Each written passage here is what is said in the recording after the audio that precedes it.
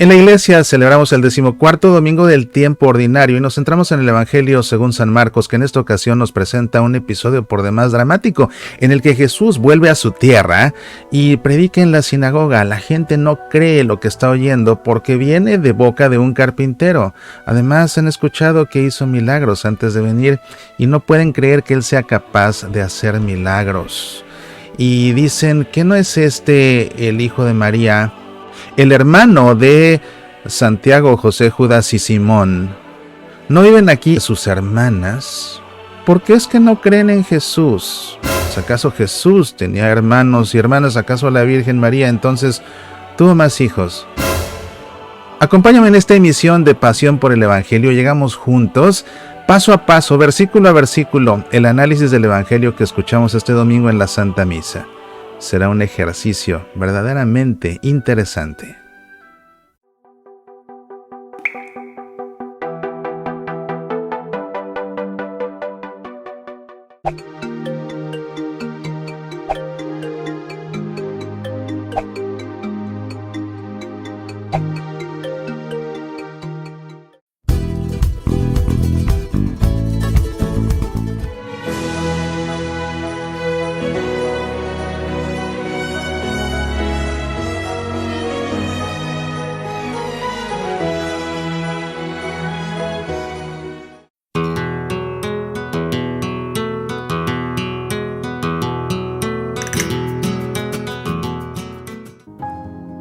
La música sacra será tanto más santa cuanto más íntimamente esté unida a la acción litúrgica.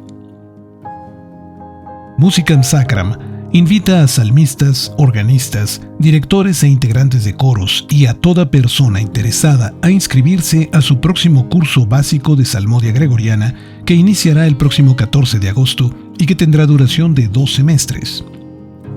El curso se impartirá de manera presencial en línea a través de la plataforma Zoom. Los participantes se conectan desde el sitio de su preferencia todos los miércoles de 7 a 9 de la noche para cada sesión de estudio. El curso inicia con una introducción a la liturgia cristiana para después adentrarse en la historia y géneros musicales del canto gregoriano, además de estudiar sus técnicas de escritura y conceptos básicos de su interpretación, para estudiar finalmente los distintos tonos gregorianos que se utilizan para proclamar los salmos utilizados en la liturgia. Aprovecha esta oportunidad de acercarte al arte de salmodiar y colabora a que las celebraciones en tu parroquia cuenten con este ministerio poco extendido en nuestras comunidades. Mayores informes en nuestro sitio web www.musicamsacram.com o síguenos en nuestra página de Facebook en facebook.com/musicamsacrammx. Te saluda tu amigo Mauricio Pérez. Estamos celebrando el 14º domingo del tiempo ordinario y vamos a adentrarnos en este texto del Evangelio tan fascinante y a la vez tan dramático. Hagamos la lectura de la perícopa del Evangelio tal como la escuchamos en la Santa Misa, después hagamos su análisis bíblico y concluyamos como siempre con un momento de oración. Te invito a que primero que nada nos pongamos en presencia del Padre y del Hijo y del Espíritu Santo. Amén. El Evangelio dice lo siguiente. En aquel tiempo, Jesús fue a su tierra en compañía de sus discípulos. Cuando llegó el sábado, se puso a enseñar en la sinagoga, y la multitud que lo escuchaba se preguntaba con asombro: ¿dónde aprendió este hombre tantas cosas? ¿De dónde le viene esa sabiduría y ese poder para hacer milagros? ¿Qué no es este el carpintero, el hijo de María, el hermano de Santiago, José, Judas y Simón? ¿No viven aquí entre nosotros sus hermanas? Y estaban desconcertados. Pero Jesús les dijo: todos honran a un profeta, menos los de su tierra, sus parientes y los de su casa. Y no pudo hacer allí ningún milagro. Solo curó a algunos enfermos imponiéndoles las manos. Y estaba extrañado de la incredulidad de aquella gente. Luego se fue a enseñar en los pueblos vecinos.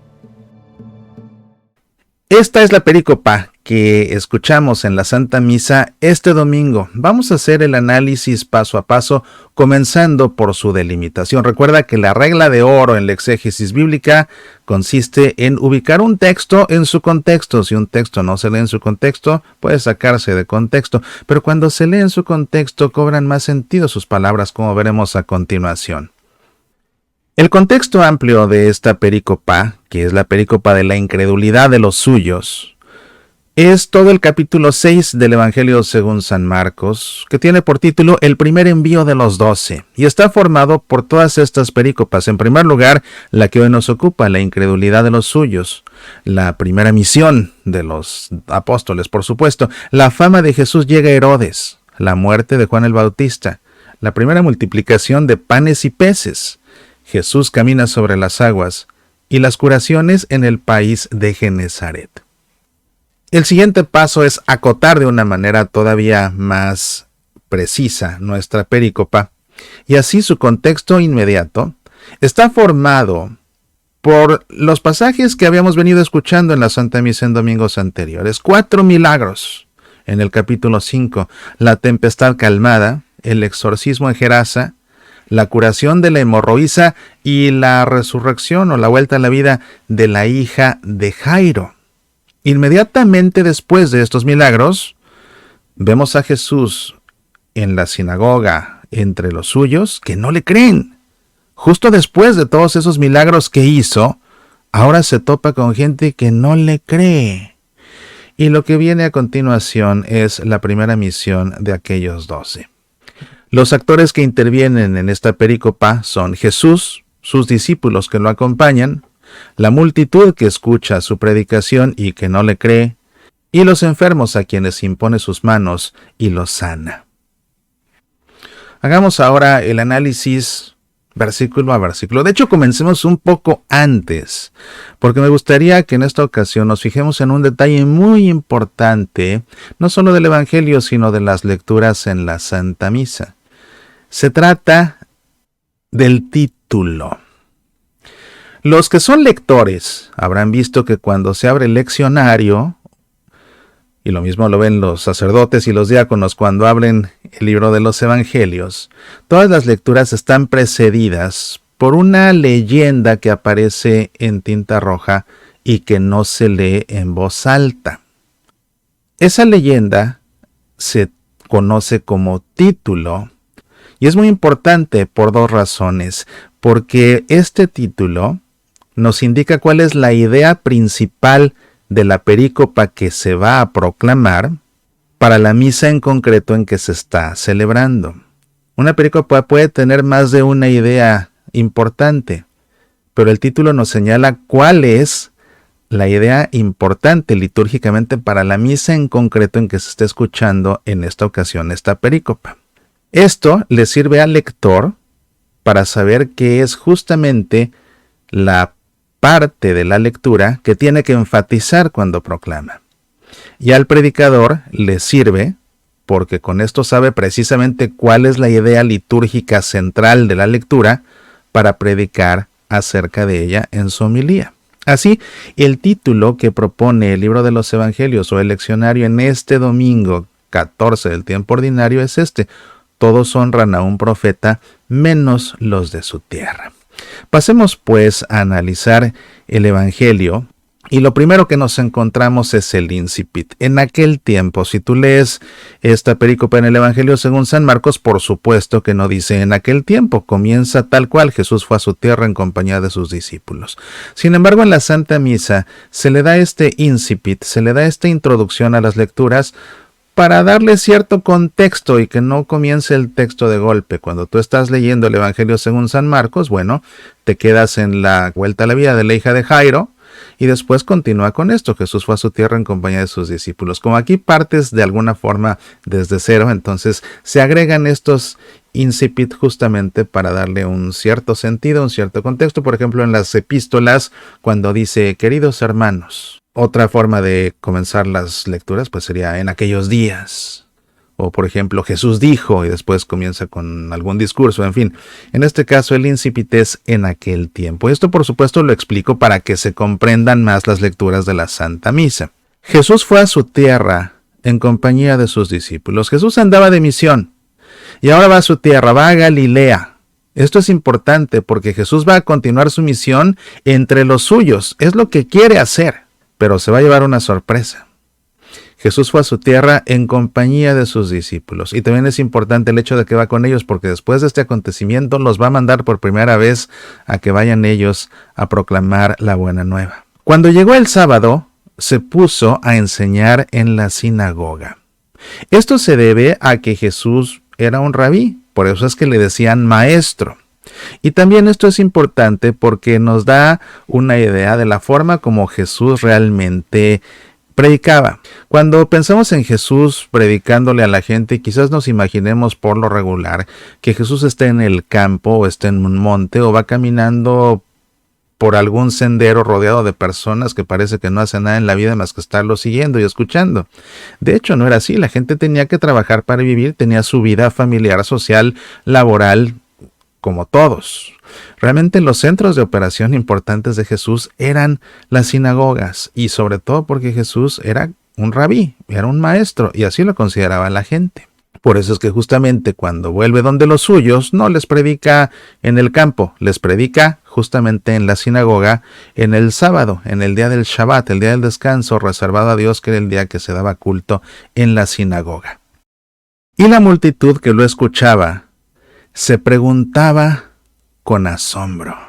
No podían creer lo que estaban escuchando. Es a lo que se refiere. No podían escuchar. No es que se admiraban de que dijeran, pero qué cosa tan más maravillosa, sino que más bien no podían creer que esas cosas tan maravillosas vinieran de boca de Jesús. Es lo que les asombraba, como vemos inmediatamente después. ¿Dónde aprendió este hombre tantas cosas? ¿De dónde le viene esa sabiduría y ese poder para hacer milagros? Es muy interesante esto, porque a la gente no tanto le impresionan las palabras de Jesús, sino el hecho de que esas palabras tan maravillosas vengan de su boca. Porque el Jesús que ellos conocen, según ellos, no debería ser capaz de decir lo que está diciendo. Y tampoco debería tener poder para hacer milagros. Y es que, como ellos dicen, ¿qué no es este el carpintero? Así es como está traducido en el leccionario. Aunque realmente cuando leemos el texto de San Marcos en griego, vemos que la palabra que se emplea es tecton. Tecton en griego significa artesano, significa constructor, significa albañil. Realmente es lo que significa. El término general más adecuado sería artesano, no propiamente el carpintero, porque el carpintero únicamente trabaja con madera, pero el artesano pues trabaja con otros materiales además de la madera, y es la palabra que emplea Marcos, tecton. ¿Qué no es este el carpintero, el tecton? Pero llama la atención que ven en Jesús a un carpintero y después dice aquí, ¿qué no es este el carpintero, el hijo de María? Y no mencionan a José. Puede ser por una de dos causas. Uno, porque José ya había muerto cuando esto sucede y entonces la gente misma que está ahí poniendo en duda lo que dice Jesús no lo menciona por eso, porque ya no vivía. O puede ser más bien que el que no lo mencione sea Marcos al escribir el Evangelio y que no mencione a José con el propósito de destacar que Jesús es hijo de Dios. La que sí es mencionada es su madre. ¿Qué no es este el carpintero, el hijo de María? El hermano de Santiago, José, Judas y Simón, ¿no viven aquí entre nosotros sus hermanas?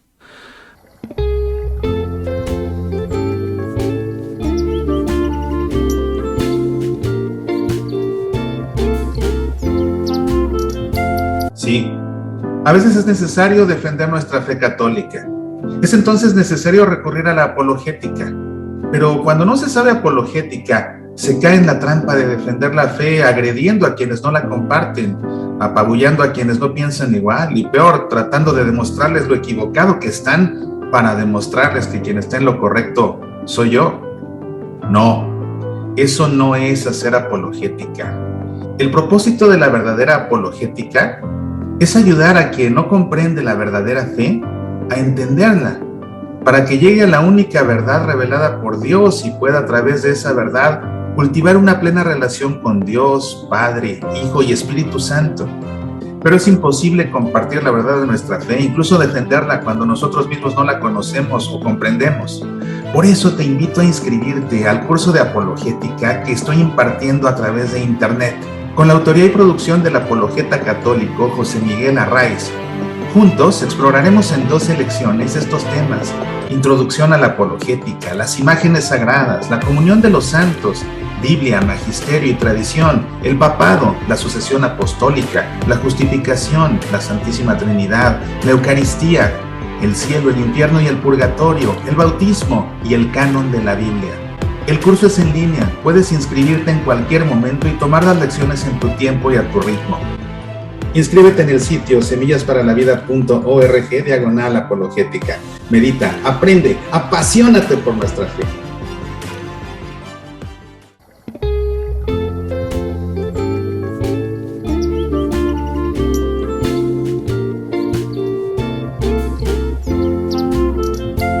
Por estas traducciones, que no por el texto original, sino por estas traducciones, hermano y hermanas, es que nuestros hermanos separados afirman que María tuvo más hijos, lo que implica que si María tuvo más hijos, no pudo ser virgen, no pudo permanecer virgen después del parto. Nuestro dogma mariano sobre la virginidad de María es sobre una virginidad perpetua, por eso es que a María se la llama en griego la eipartenos, es decir, la siempre virgen, antes, durante y después del parto. Pero entonces, si Jesús tuvo hermanos, ¿eso significa que María tuvo hijos? Bueno, otra vez, eso pasa por tomar como texto original o como primera fuente las traducciones de los textos. Porque cuando nosotros leemos el original del Evangelio según San Marcos en griego, vemos que la palabra para referirse a hermano es adelphos. Y en el caso de las hermanas, pues es simplemente el plural femenino, adelphe. Adelphos significa pariente, donde pariente puede ser el hermano o la hermana, o puede ser el primo o la prima, o puede ser el sobrino o la sobrina, o puede ser incluso el tío o la tía. Y la palabra que se emplea aquí es adelphos y adelphe. Pero también algo muy importante que no se debe ignorar es el hecho de que la palabra adelphos también significa hermano espiritual.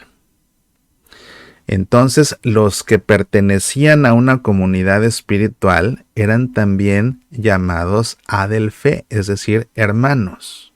Todo eso significa la palabra adelphos. No significa únicamente hermano carnal. Sabemos que la Virgen fue virgen después del parto, no tuvo más hijos. Y todos estos que son mencionados aquí son parientes de Jesús. Santiago, José, Judas, Simón y las hermanas a las que se refieren.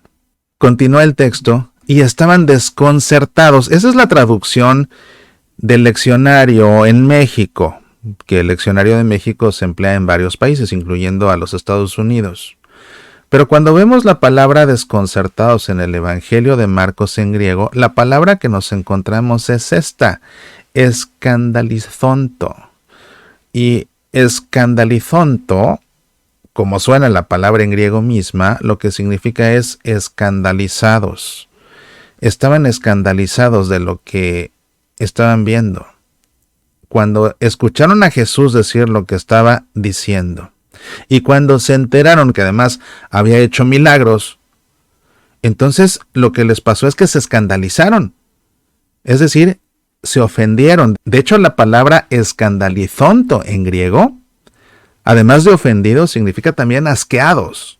Es decir, todo eso les repugnaba, los escandalizaba. No es que se hayan quedado desconcertados, sino que siendo realmente apegados a lo que dice el texto fue lo que les pasó. Se escandalizaron. De hecho, la traducción de este evangelio para el evangeliario o para el leccionario en España dice justamente que se escandalizaron. Vale la pena hacer esta aclaración lingüística para comprender con más precisión el texto. Vamos a continuar. Pero Jesús les dijo, todos honran a un profeta, menos los de su tierra, sus parientes y los de su casa. Aquí vale la pena hacer otra precisión lingüística, porque antes decíamos que el vocablo que se emplea para referirse a los parientes es adelfe o adelfos en singular. Pero vemos aquí que el texto dice, pero Jesús les dijo, todos honran a un profeta, menos los de su tierra, sus parientes y los de su casa. Esta palabra parientes, una vez más, cuando nosotros leemos el texto en griego del Evangelio según San Marcos, la palabra que aparece ahí no es adelfe, parientes. La palabra que aparece en el Evangelio en griego es de hecho singenevsin, que es el plural en masculino de la palabra singenis, que significa más bien conacional, es decir, los de la misma tierra, los del mismo país, los de la misma nación. Es realmente el vocablo que aparece. Singenevsin, nuevamente el plural masculino de singenis, conacional, no pariente. Y los de su casa. Pero esta es la idea principal del Evangelio en este domingo 14 del tiempo ordinario. Todos honran a un profeta, menos los de su casa, menos los suyos. Menos los suyos. Nadie es profeta en su tierra. Hemos escuchado sintetizar esta frase cientos de veces. Es una frase importante porque a todos nos pasa, a fin de cuentas, en la vida real. Todos los que ejercemos cierta autoridad en nuestros hogares, en nuestras familias, muchas veces es difícil que nos escuchen. Muchas veces es difícil que atiendan alguno de nuestros consejos. Muchas veces es difícil que acepten incluso que tenemos algún logro, que hemos conseguido algo. Y nos lo desdeñan y más bien se lo atribuyen a la buena suerte y no tanto a nuestro esfuerzo, a nuestro talento, sino que se lo dejan a la suerte. Es que este tuvo buena suerte. Ese desdeñar los consejos de los padres, ese desdeñar los triunfos de los hermanos, es de lo más habitual, es de lo más habitual. Y por ejemplo, para los que son padres de familia y que además son, digamos, catequistas, por ejemplo, o hacen cualquier tipo de trabajo de evangelización, qué frustrante es muchas veces para alguien que es catequista, que lo escuchen en la iglesia y que en su casa no, cuando les habla de lo mismo. Y eso llega a ser muy frustrante y llega a ser muy decepcionante.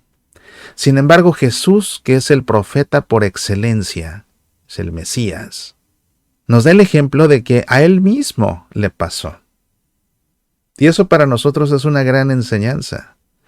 Porque si a Jesús, que es el maestro de maestros, que es el profeta por excelencia, que es el Logos, que es la palabra de Dios, que es el Mesías, los suyos no le creyeron, los suyos no se lo aceptaron, ¿qué podemos esperar nosotros? Entonces no es para frustrarnos.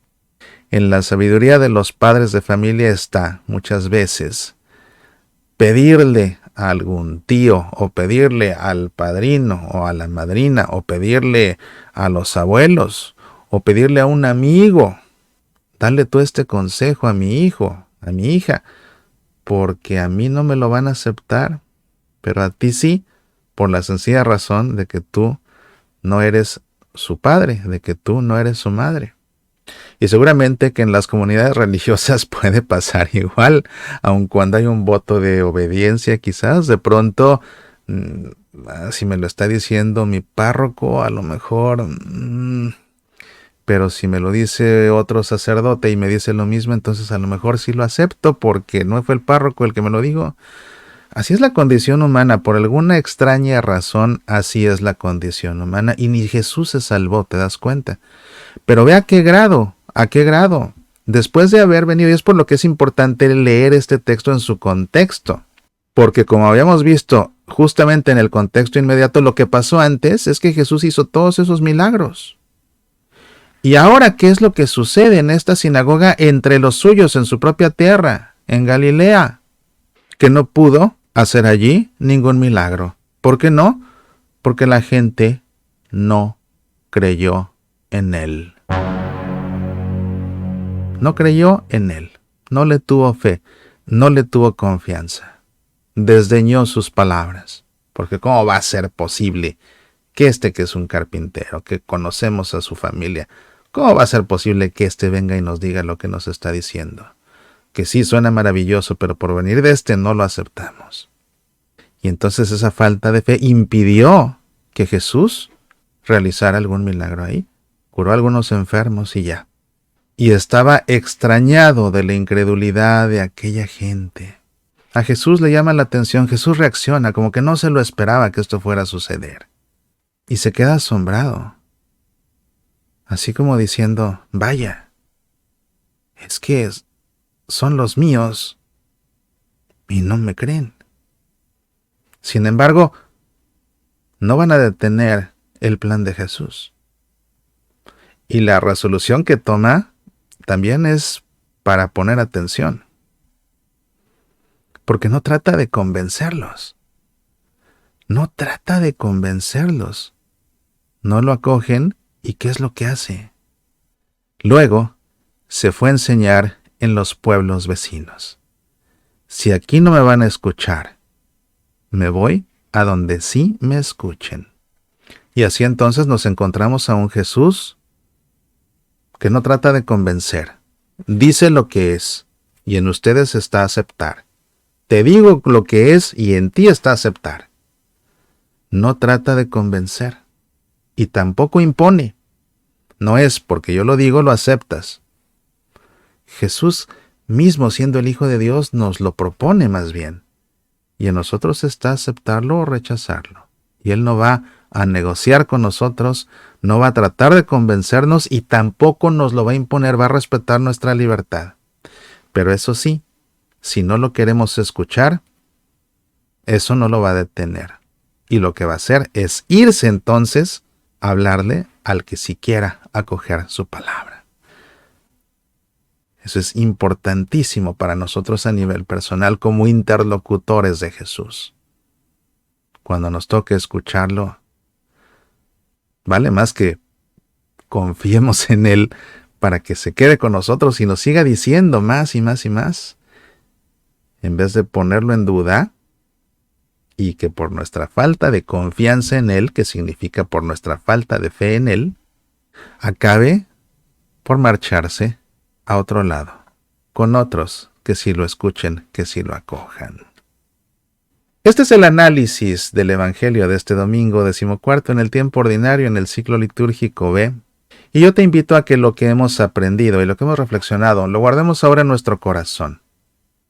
Y ahora seamos nosotros los que nos dirijamos a Jesús. Hagámoslo juntos en este momento de oración. Para ello yo te invito a que por un momento pongas tu mano en tu corazón, cierres tus ojos y repitas en tu mente conmigo esta oración. Señor Jesús, en tu palabra me enseñas que nadie es profeta en su tierra. Reconozco, Señor, que a veces me cuesta reconocer tu presencia, que a veces me cuesta escuchar, o mejor dicho, aceptar tu palabra, que a veces me cuesta reconocer tu obra en aquellos que me rodean, que a veces me cuesta reconocer tus bendiciones, que me das a manos llenas. Dame, Señor, humildad para no cuestionarte ni ponerte en duda. Dame sabiduría para percibirte siempre junto a mí. Dame gratitud para siempre agradecer tus incontables bendiciones. Nunca permitas que sea yo un obstáculo para tu obra. Antes bien, concédeme ser siempre un fiel colaborador tuyo. Amén. En el nombre del Padre, y del Hijo, y del Espíritu Santo. Amén. Te agradezco mucho tu compañía en este rato de aprendizaje, de profundización en la palabra de Dios. Seguramente que has aprendido cosas que quizás no sabías, probablemente las hayas recordado o las hayas repasado, como quiera que sea. Seguro estoy de que este ha sido un ejercicio enriquecedor, y después de este análisis, compleméntalo, por supuesto, con la homilía de tu sacerdote en la Santa Misa, y así podrás comprender cómo hacer vida en tu vida esta palabra de Dios que acabamos de analizar aquí en Pasión por el Evangelio. Si te interesa aprender de liturgia, y en especial si te dedicas al ministerio litúrgico de la música, te invito a que este miércoles 10 de julio, en punto de las 7:30 de la noche, hora del Centro de México, 6:30 de la tarde, hora de el Pacífico, hora de Seattle, en mi canal en YouTube, Mauricio Pérez, youtuber católico, disfrutes en vivo de mi próximo tete a tete con el maestro Eduardo Acosta. Estaremos desarrollando el tema El canto gregoriano en la liturgia de hoy, mitos y realidades. Ve el programa en vivo y participa enviándonos tus preguntas. Será una gran experiencia también de mucho aprendizaje.